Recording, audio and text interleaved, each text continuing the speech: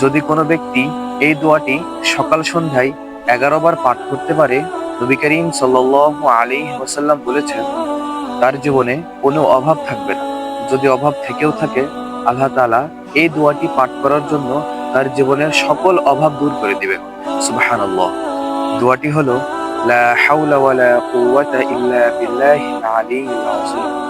আস্তাগফিরুল্লাহাল্লাযী লা ইলাহা ইল্লা হুয়াল হাইয়ুল কাইয়্যুম ওয়া আতুবু ইলাইহি লা হাওলা ওয়ালা কুওয়াতা ইল্লা বিল্লাহিল আলিয়্যিল আযীম। দোয়াটি আবারও বলছি, লা হাওলা ওয়ালা কুওয়াতা ইল্লা বিল্লাহিল আলিয়্যিল আযীম। আস্তাগফিরুল্লাহাল্লাযী লা ইলাহা ইল্লা হুয়াল হাইয়ুল কাইয়্যুম ওয়া আতুবু ইলাইহি লা হাওলা ওয়ালা কুওয়াতা ইল্লা বিল্লাহিল আলিয়্যিল আযীম। আল্লাহ তাআলা আমাদের সবাইকে এই দোয়াটি সকাল সন্ধ্যায় 11 বার পাঠ করার তৌফিক দান করুন। আমিন।